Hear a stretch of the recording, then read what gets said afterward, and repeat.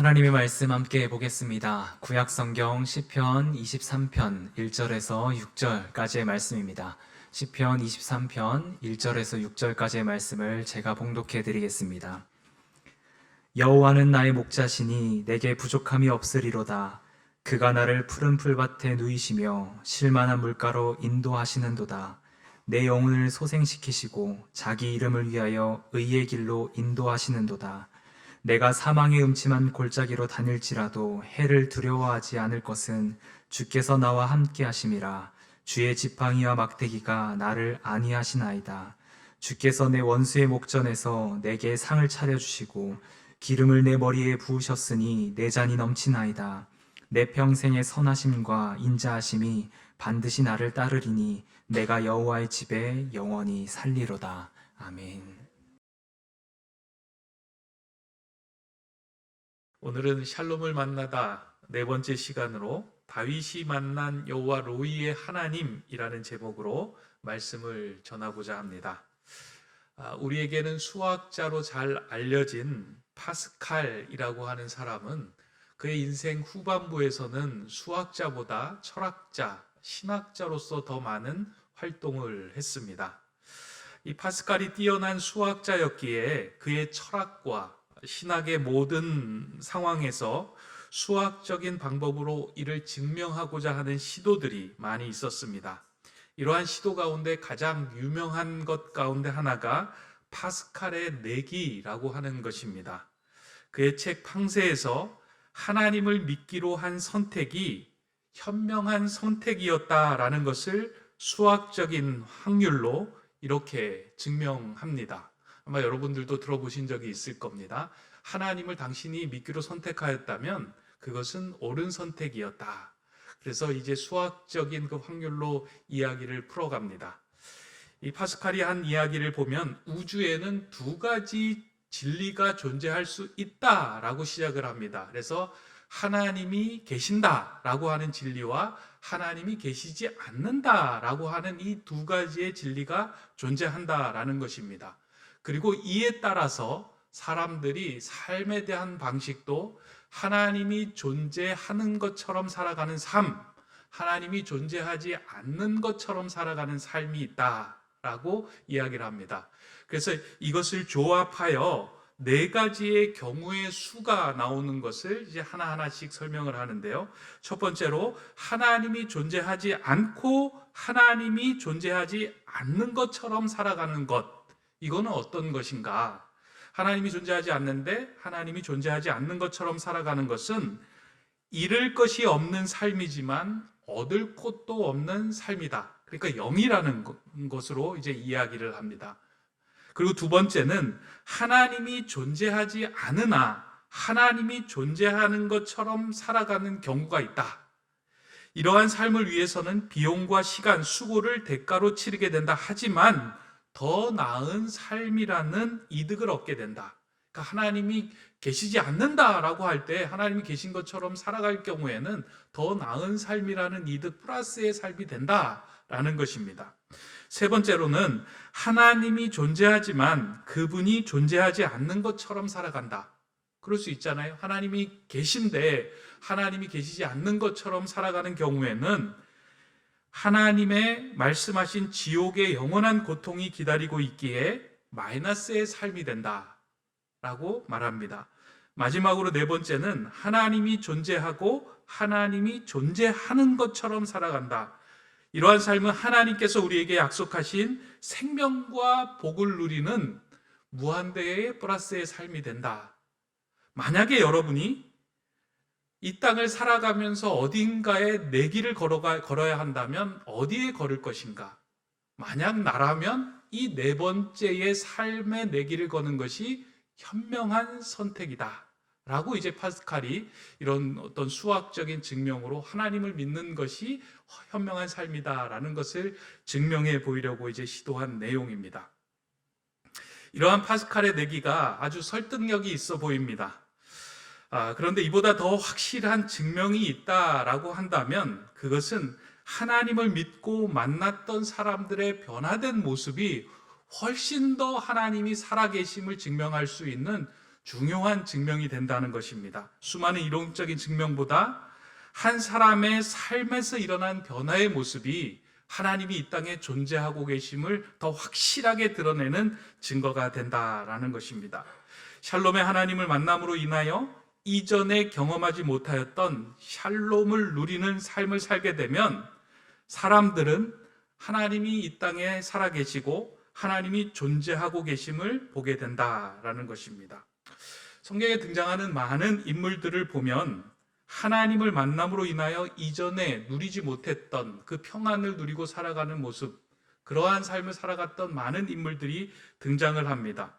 그리고 이 샬롬은 세상에서 주어지는 것이 아니라, 세상에서 얻을 수 있는 것이 아니라 오직 전능하신 하나님과의 만남을 통해서만 주어진다라고 하는 것을 성경의 사건들을 통해서 계속 우리에게 보여주고 있습니다. 그러니까 노력해서 평안을 얻는 것이 아니고요, 평안의 근원이신 하나님과의 관계를 맺을 때, 그분 안에 거할 때 자연스럽게 위로부터 주어지는 것이 샬롬이고 평안의 삶이다라고 성경은 계속해서 이야기합니다. 이러한 샬롬에 대하여 찬송가 412장 3절의 가사는 이를 명확하게 우리에게 보여주고 들려주고 있습니다. 여러분들도 잘 아는 찬양이죠. 내 영혼의 평화가 넘쳐남은 주의 큰 복을 받음이라. 내가 주야로 주님과 함께 있어 내 영혼이 편히 쉬네. 평화로다. 하늘 위에서 내려오네. 그 사랑의 물결이 영원토록 내 영혼을 덮으소서. 찬양을 잘했다면 제가 이거 찬양을 부르면서 하면 더 은혜가 있었을 텐데, 이 찬양 가사를 보면 아주 중요한 사실을 우리가 알게 됩니다. 우리가 하나님을 믿는다고 할 때 그 믿음은 갑자기 우리 안에 어떤 것이 주어지는 것이 아니라 하나님과의 연결된 상태에서 얻어지는 그 무엇인가를 이야기한다라는 것입니다. 다시 말하면 하나님과의 관계가 시작될 때 우리 안에 믿음이 생겨난다는 거예요. 이게 하나님과의 관계에 의해서 믿음을 생각해야지, 하나님을 믿는다라고 생각을 했을 때 우리 안에 믿음을 가졌어, 우리 안에 믿음이 생겨났어, 이렇게 단지 소유로 생각할 때에는 좀 이렇게 어려움이 생겨날 수가 있습니다. 왜냐하면 하나님과의 관계가 끊어진 상태에도 나 하나님 알아, 그리고 나 하나님 믿어 라고 사람들이 이야기를 합니다. 근데 그 사람은 하나님과의 관계가 끊어진 상태에서는 결코 우리에게는 믿음이 있을 수가 없습니다.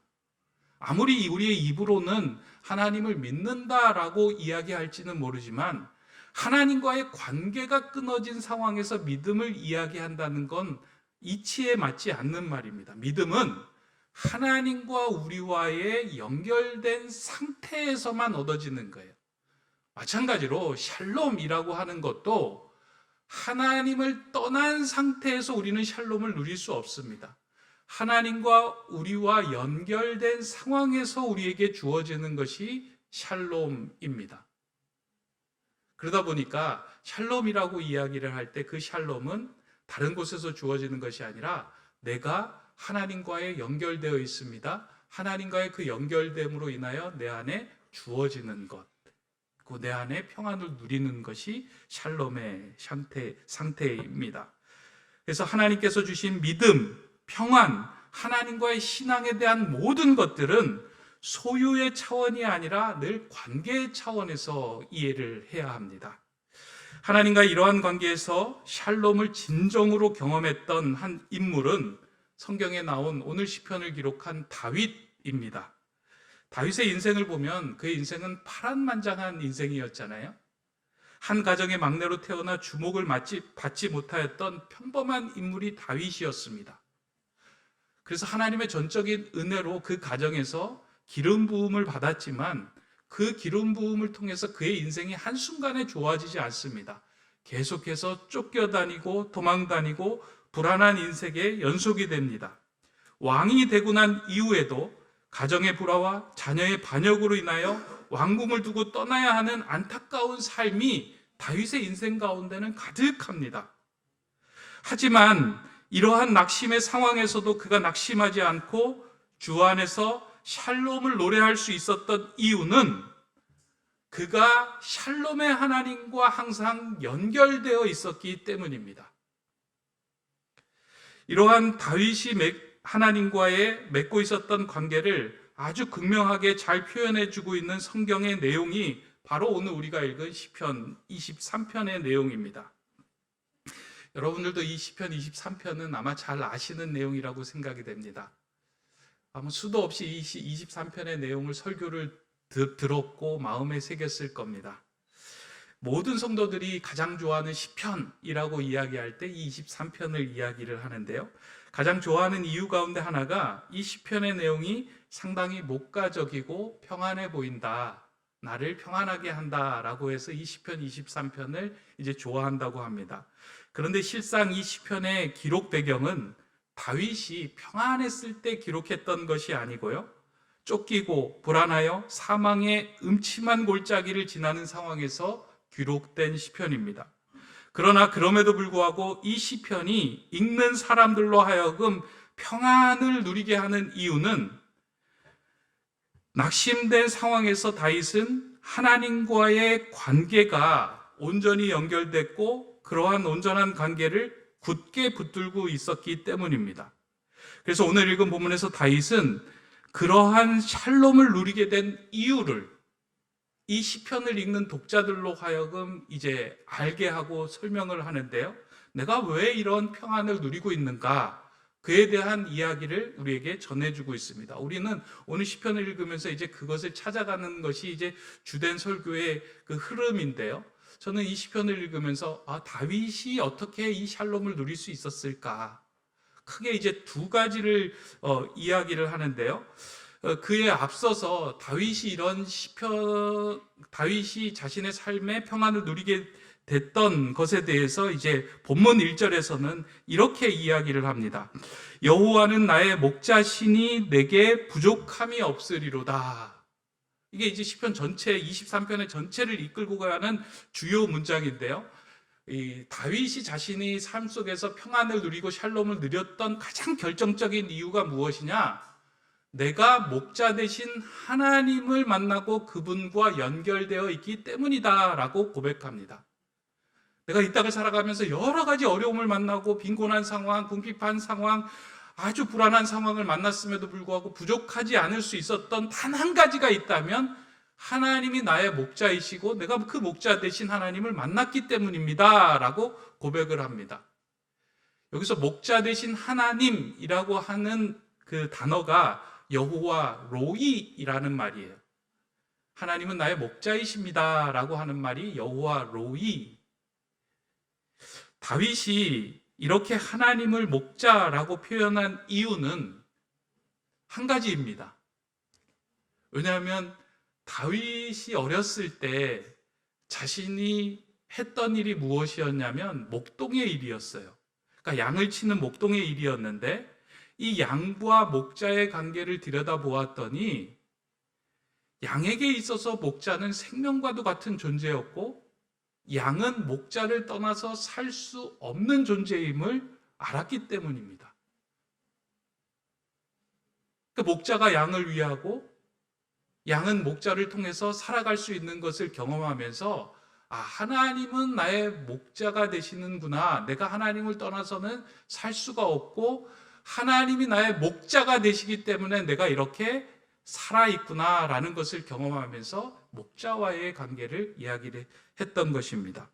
그러면서 이제 오늘 본문에서 다윗은 여호와 로이의 하나님, 목자 되신 하나님이 자신에게 행하셨던 일 두 가지, 큰 두 가지 일을 이제 우리에게 보여주며 이야기를 합니다. 이건 우리도 이제 마음속에 새겨놔야 할 중요한 메시지다라는 생각인데요. 첫 번째, 다윗이 하나님을 목자로 생각한 것은 하나님은 인도하시는 분이었다라는 것입니다. 우리가 이제 잘 알고 있는 내용이죠. 본문 2절은 이렇게 기록되어 있습니다. 그가 나를 푸른 풀밭에 누이시며 쉴만한 물가로 인도하시는도다. 이제 성경학자들이 양에 대해서 연구한 걸 보면 양은 방향 감각도 없고 근시안적인 동물이다라고 이야기합니다. 그래서 멀리 보지 못하고 자신의 눈앞에 있는 먹이만을 보며 쫓아가는 동물이 양이다라고 이야기를 해요. 그래서 그러다가 무리로부터 떨어져서 구덩이에 빠져 어려움을 겪는 동물이 이제 양이다라고 이야기합니다. 성경에서는 이렇게 나약하고 부족하여 눈앞에 보이는 이익만을 쫓아가는 우리 인간들을 양에 비유하여 표현할 때가 많이 있었습니다. 이사야 53장 6절에 보면 우리는 다 양 같아서 그릇 행하여 각기 제 길로 갔거늘 이라고 하는 그 말씀이 있는데요. 아주 우리의 상황을 정확하게 표현한 이야기죠. 우리의 삶을 보면 그렇지 않습니까? 눈앞에 보이는 이익을 쫓아가며 그것 쫓아가다가 하나님을 잃어버릴 때가 많이 있고요. 내가 어디로 나가야 할지 모릅니다. 근시안이어서. 지금 내가 살아가고 있는 것이 인생을 가장 잘 사는 것처럼 보입니다. 그 너머의 세상을 보지 못하는 것이 우리의 삶이에요. 우리의 눈앞에 문제가 탁 다가오면 그 문제 앞에 가려서 어디로 가야 할지 방향 감각을 찾지 못하는 존재가 우리입니다. 그런데 목자는 누구이냐면 그 우리 앞에 있는 문제보다 더 크신 분이기 때문에 이 양들이 필요한 것, 이 양들이 가야 할 곳을 알고 그리로 인도하는 분이 목자예요. 내 눈앞에 문제만, 내 이익만 쫓아가던 그 양들에게 그곳이 아니야, 너에게 필요한 것은 지금 이곳이야 라고 그들을 지시하며 이끌며 인도하는 분이 하나님이며 목자와 같은 분이다 라고 다윗이 고백을 한 것입니다. 다윗은 그가 도망다니는 상황에서도 하나님을 의지하였을 때 그가 머무는 곳이 푸른 초장과 쉴만한 물가가 되는 것을 경험하였습니다. 다윗의 인생을 보면 다윗이 가장 비참했던 그 시기, 광야에서 쫓겨다니던 그 시기, 그 상황 속에서 다윗이 아둘람 굴이라고 하는 곳에 이제 거하게 됩니다. 성경을 보면 이제 다윗이 쫓겨다니다 아둘람 굴에 모였는데요. 그 아둘람 굴에 모여 있을 때 다윗 주변에 있는 사람들이 모여드는데요. 어떤 사람들이 모여드냐면 낙심되고 지치고 피곤하고 절망하고 실패한, 그러니까 비류한 인생들이 그 안에 다 모여드는 거예요. 다윗은 그 상황을 보면 이렇게 생각을 했을 거예요. 하나님 나를 왕으로 세웠는데 좀 능력 있고 실력 있고 힘 있고 강력한 사람을 나에게 붙여주시면 좋을 텐데 세상 속에서 낙오되고 낙심하고 실패된 자들을 그 자리에 모여주는 것을 보면서 좀 당황했을 거예요. 근데 그들과 함께 그곳에서 지내면서 하나님과의 깊은 관계 속에서 그들과 함께 꿈을 꾸기 시작했고요. 다윗은 하나님을 신뢰하였고요. 그 하나님과 연결된 상황 속에서 그 사람들이, 다윗과 함께 했던 모든 400명의 사람들이 새 나라를 열어가는 주역이 됩니다. 성경에 보면 그때 함께 모였던 사람들을 통해서 새 나라, 새 역사를 펼치는 사람들이 생겨난 거예요. 정말 비참한 웅덩이, 비참한 골짜기와 같은 암흑과 같은 상황이었지만 하나님과 연결되어 있었을 때 하나님은 그 모인 사람들을 통하여 새 나라를 꿈꾸게 하는 터전으로 그 자리를 삼아주셨어요. 어떻게 보면 다윗의 인생에서 피해야 할 웅덩이처럼 보였지만 하나님은 미리 그 길을 보시고 긴 호흡, 긴 시선으로 다윗을 그곳에 머물고 거하게 하셨던 거예요. 우리 인생에도 그럴 때가 있지 않겠습니까? 내 인생에서 떼어내고 싶은 부분들이 있겠지만 하나님께서 몰리게 하셔서 그 자리에 왔어요. 지금은 이해가 되지 않아요. 너무 힘들고 지치고 곤고해서 이 자리 피하고 싶은데 지나고 보면 그 자리가 하나님의 나라, 하나님의 역사를 풀어가는 귀한 은혜의 자리, 푸른 초장과 쉴만한 물가가 되는 자리로 하나님은 그곳을 사용하신다는 거예요. 다윗은 그것을 믿었어요.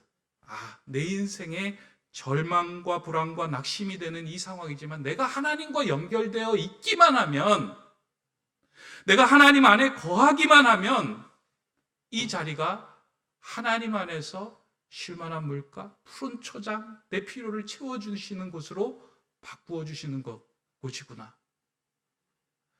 그 여호와 로이의 하나님을 다윗은 고백한 것입니다. 그 고백을 한 사람은 마음속에 평안이 넘치는 거예요. 이 인도하시는 하나님을 경험했습니다.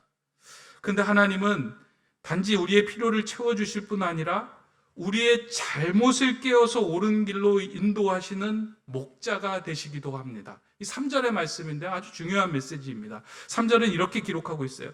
내 영혼을 소생시키시고 자기 이름을 위하여 의의 길로 인도하시는도다. 내 영혼을 소생시키시고 의의 길로 인도하신다라고 하는 구절은 하나님의 길에서 벗어난 우리를 깨어서 하나님과의 온전한 관계로 들어가도록 인도하신다라는 거예요. 이건 그냥 필요를 채워주시는 것이 아니고요. 우리가 하나님과의 관계가 영적으로 깊은 잠이 들어서 그 관계 속에서 떠나 있는 우리를 깨워서 그 길이 아니야 라고 하나님의 길로 인도하신다라는 의미입니다. 성도의 신앙생활 중에서 중요한 것은 실수를 하지 않는 것, 그것도 중요하지만 더 중요한 것이 무엇이냐면 실수를 했지만 깨닫고 빨리 하나님께로 돌아오는 것, 이게 중요합니다. 우리는 다 양과 같아서요, 실수할 때가 있어요. 눈앞에 보이는 이익을 쫓아가다가 하나님과의 관계가 어긋나고 하나님께서 가지 않아야 할 길로, 하나님께서 인도하지 않는 길로 나갈 때가 많이 있습니다. 그런데 그때 우리가 해야 할 일은 무엇이냐면 내 영혼이 깨어서 하나님의 음성을 듣고 옳은 길, 의의 길로 들어서는 것, 그게 중요한 거예요. 이 음성이 들리는 인생이 있고 이 음성이 들리지 않는 인생이 있다는 거예요. 너무나도 중요합니다. 다윗도 그의 삶에서 치명적인 실수를 하잖아요. 깊은 영적인 잠에 빠졌을 때 치명적인 실수를 합니다. 자신의 부하의 아내를 취하고 그 부하를 전장에 나가서 죽이는 끔찍한 죄를 저지릅니다. 다윗이 인생에서 영혼의 어두운 밤을 지날 때 그가 행했던 일이에요. 하나님의 음성이 들리지 않았어요. 아니, 하나님의 음성이 들리지 않도록 모든 관계를 껐던 시간이에요. 우리도 그러잖아요. 끄는 시간이 있을 거예요. 그런데 다윗이 하나님으로부터 인정받을 수 있었던 이유는 그러한 다윗을 향하여 나단 선지자를 보냈을 때 나단 선지자가 다윗을 향하여 이야기해요. 왕이시여, 그 일은 잘못된 일입니다. 왕이라면 선지자가 그렇게 얘기하면 쓸데없는 얘기하지 마라. 나를 거역하는 거냐? 저 사람을 베라. 뭐 이렇게 이야기하는 시대였는데 그 나단 선지자가 한 이야기를 사람의 얘기로 듣지 않고 하나님의 음성으로 듣고 무릎을 꿇고 회개합니다. 그러니까 하나님은 이 모습을 귀하게 여기셨어요. 하나님께로 돌아오는 모습, 음성이 들리는 모습.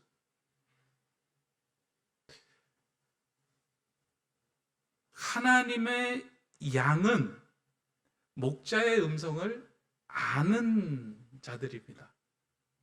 하나님의 음성을 듣고 깨닫는 그 모습.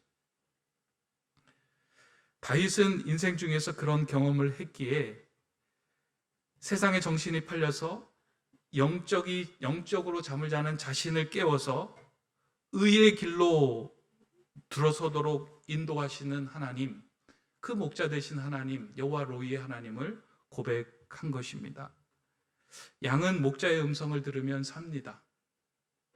그러나 양이 목자의 음성을 구분하여 듣지 못하고 세상의 음성을 들으면 죽습니다.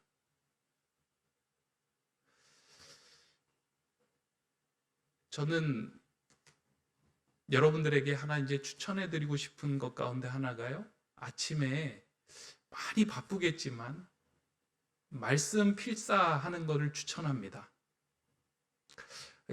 아침에 이제 시간 내고 기도하는 것, 이게 참 쉽지가 않을 거예요. 또 바쁘고 막 분주하게. 근데 말씀을 3절, 10절 뭐 이래도 조금씩 쓰면서 마음을 그 안에 담기 시작할 때요, 그 성경 구절에 있는 것만 우리에게 말씀하는 것이 아니고요, 수많은 음성이 우리에게 들려오기 시작합니다. 내가 어떻게 살아야 되는지, 하나님 오늘 내가 누구를 만나고 내가 어떤 삶을 살아야 하는데 하나님 어떻게 살면 좋겠습니까? 할 때 이 말씀을 쓰고 집중하는 가운데 하나님이 우리에게 말씀을 건네옵니다. 그 말씀을 듣고 그 말씀에 반응하기 시작할 때요, 그 말씀이 우리를 의의 길로 인도하게 하는 거예요. 근데 여러분 한번 경험해 보세요. 하나님의 말씀이 전혀 안 들리는 일주일의 삶과 하나님의 말씀을 듣고 사는 일주일의 삶, 어떤 차이가 있는지. 만약에 가정에서 막 자녀에게 막 싸우고 불평하고 막 이런 문제가 막 벌어졌을 때요, 하나님의 말씀을 듣지 않고 일주일을 살아갔을 때 이게 더 극심해질 거예요. 이게 마이너스의 삶이에요. 그러나 하나님의 말씀을 듣고 그 음성에 내가 어떻게 살아가야지, 이 아이를 더 사랑해야지 하고 하나님과의 연결이 되면요, 자연스럽게 하나님께서 부어주시는 은혜의 삶이 우리 안에 이렇게 농축이 되고 축적이 됩니다. 더 사랑하고 더 이해하고 간용할 수 있는 힘이 생기는 것. 이 하나님의 은혜, 우리를 인도하시는 이 하나님의 음성을 들으며 하나님 안에서 진정한 평안을 누리는 저와 여러분 되시기를 바랍니다. 이게 첫 번째 이제 하나님의 그 은혜가 있고요. 두 번째 다윗이 만난 하나님은 보호하시는 하나님이었습니다. 첫 번째는 인도하시는 하나님이었다면 두 번째는 보호하시는 하나님에 대한 경험이 많았어요. 보면 4절의 말씀입니다. 내가 사망의 음침한 골짜기를 다닐지라도 해를 두려워하지 않을 것은 주께서 나와 함께 하심이라. 주의 지팡이와 막대기가 나를 안위하시나이다. 다윗이 목자였을 때 그가 치던 양을 보호하기 위하여 다윗은 지팡이와 막대기를 사용하였습니다. 막대기라고 하는 것은요, 양을 노리는 늑대나 들짐승이 나타났을 때 그 막대기를 들어서 그들을 막아주는 역할을 한 거예요. 그러니까 자신의 양을 보호하기 위해서 막대기를 들어서 이렇게 들짐승을 내리치는 일들을 한 거죠. 그리고 지팡이라고 하는 것은 양들이 길을 잃어 구덩이에 빠졌을 때 그 지팡이를 가지고 양의 뿔과 양의 다리를 걸어가지고 끄집어내는 일을 하는 것이 지팡이의 그 역할이었습니다. 다윗은 자신의 삶에서도 자신을 해치려고 하는 무수한 원수들을 물리쳐 주시는 하나님의 그런 보호하심을 경험하였습니다. 막대기로, 때로는 지팡이로 자신을 건져내 주시는 은혜를 경험했습니다. 그렇게 하나님께서 자신의 목자가 된다라고 고백한 겁니다. 우리 인생에서도 그렇잖아요. 우리의 삶 속에서 무엇인가 우리를 해치려고 하는 것으로부터 막대기를 들어서 우리를 막아주시는 상황, 지팡이로 웅덩이에서 건져내시는 하나님의 은혜, 이게 우리 안에 있다는 겁니다. 그게 여호와 로이의 하나님, 이것을 믿을 때 우리 안에 진정한 평안이 임한다라고 말씀합니다. 다윗은 그것을 보다 극적으로 표현한 것이 5절의 말씀입니다. 주께서 내 원수의 목전에서 내게 상을 차려주시고 기름을 내 머리에 부으셨으니 내 잔이 넘치나이다. 내 원수의 목전에서 내게 상을 차려주시고 라고 이야기를 하는 이 부분이 있죠. 여기서 상이라는 것은 상장이 아닙니다. 원수가 있는 데서 너에게 상장을 준다 이런 의미가 아니고요. 상은 밥상이에요.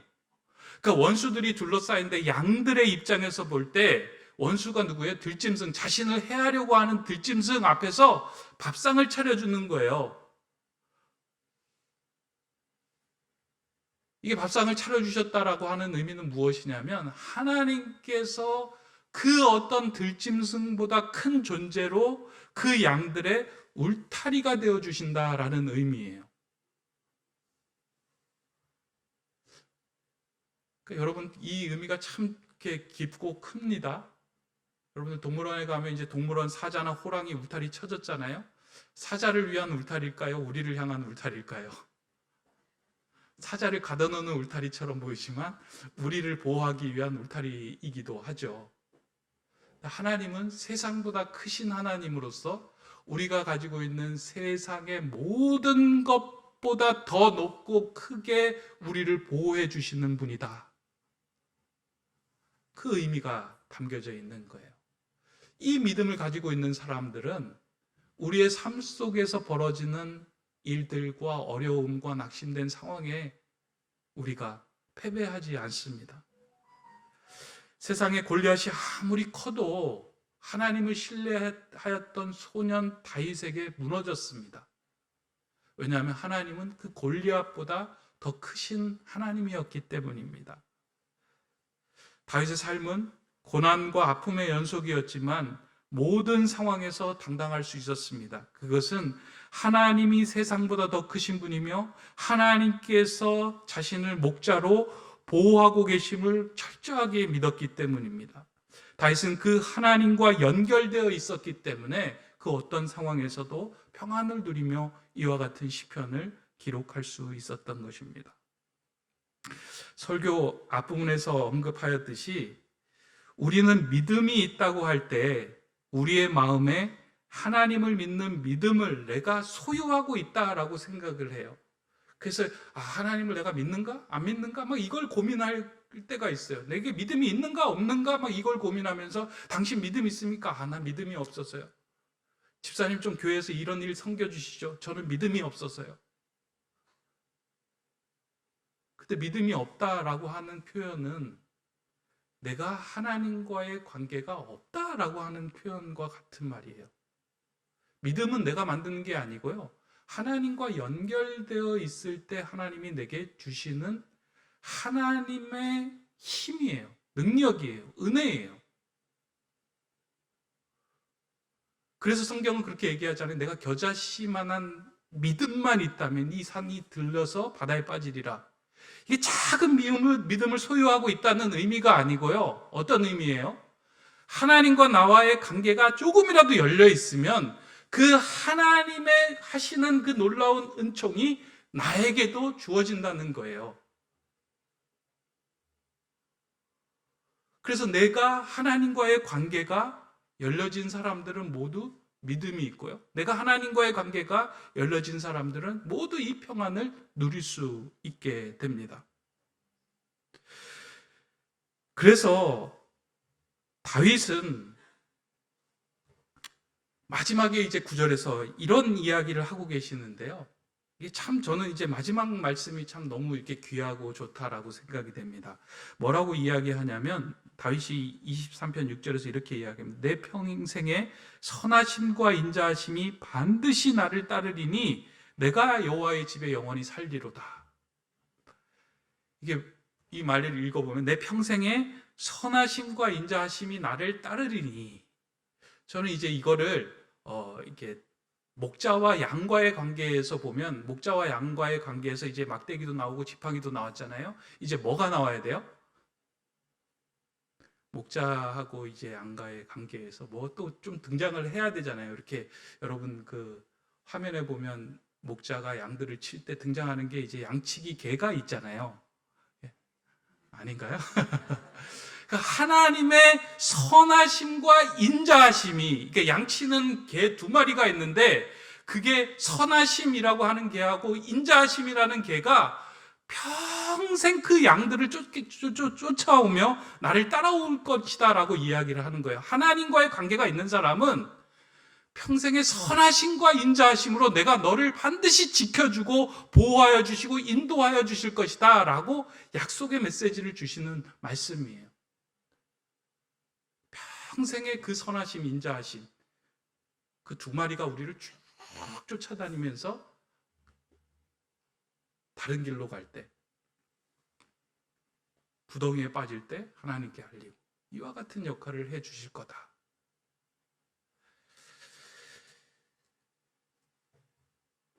다윗은 이러한 목자 되신 하나님을 만남으로 그의 평생에 부족함이 없었다라고 고백하게 되었습니다. 여러분들 시편 23편 좋아하시죠? 다윗의 시편이라고 이야기하고 암송도 하시죠? 근데 이제 저는 이게 다윗의 시편으로만 끝나서 되는 성경이 아니다라고 생각을 합니다. 그러니까 저와 여러분의 시편이 돼야 돼요.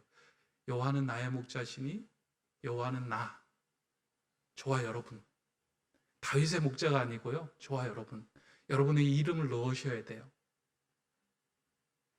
여러분 인생에 인도하시는 분, 여러분 인생을 보호해 주시는 분, 평생의 선하심과 인자하심으로 나를 따르며 나로 하여금 부족함이 없게 하시는 분, 그 목자 되신 하나님 때문에 내가 이렇게 평안히 하나님을 찬양하며 살아갈 수 있습니다. 내가 그 하나님과의 연결을 끊지 않고 살아가겠습니다. 고백하는 것. 이 시편 23편이 저와 여러분의 고백으로 진정한 그 다윗이 누렸던 그 은혜와 샬롬을 함께 누려가시기를 간절히 소망합니다. 그런 그 평강을 경험하는 저와 여러분 모두 되시기를 주님의 이름으로 축원합니다. 기도하겠습니다. 선한 목자 되신 하나님, 하나님의 선하심과 인자하심으로 인하여 의의 길에 서 있게 하심에 감사를 드립니다. 눈앞에 있는 이익을 쫓느라 하나님으로부터 멀어지지 않게 하시고 영적인 잠에 취해 하나님의 음성을 놓치는 자 되지 않게 하여 주시옵소서. 세상의 그 무엇보다도 하나님 안에 하나님과 교제하는 것만으로도 부족함이 없는 주님의 양이 되게 하여 주시옵소서. 우리 양의 문이 되시는 예수 그리스도의 이름으로 기도드립니다. 아멘.